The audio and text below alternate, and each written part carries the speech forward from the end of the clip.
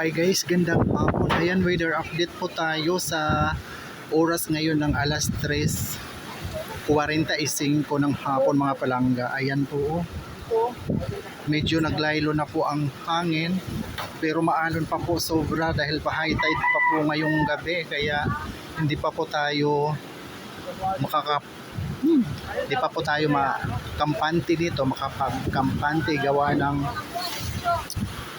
mataas pa ang tubig dagat. Ayan po guys, nakalabas na po kami gawa ng medyo huminto po ang ulan, hangin na lang at alon. So po yun, nag-uumpisa na naman nagkumpuni ng mga nasira.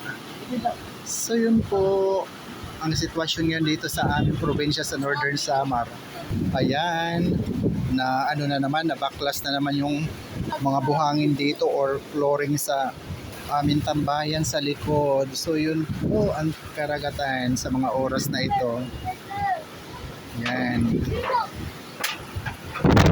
So yun guys, ayan, hindi tayo makatambay dito sa likod ngayong hapon dahil yan po ang ating nakikita sa mga oras na ito. Pati mga puno, ayan, hindi na maganda. Ayun, pero okay lang po dahil ligtas naman po kami lahat sa kabila ng napakalakas na hangin alon kagabi. Ayan, okay naman po ang lahat dahil nakalikas po kami kaagad. Mabuti nga nakatok ako ng pamangkin ko sa aking bahay kubo. So yun, yung pala pumasok ng tubig dagat. Yan, kaya tayo ay naglinis na naman.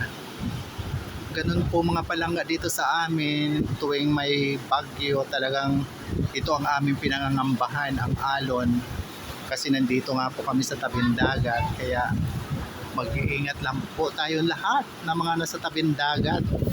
Ang ganda ng lugar natin pag walang kalamidad, napakaganda. Nagigis na natin ang sunrise at sa hapon naman ang paglubog ng sunset. So yun, pero pag mayroon naman po mga kalamidad na ganito, ayan po ang sitwasyon natin, kaya mag-iingat po tayong lahat, lalo na po dun sa lugar na naglandfall na si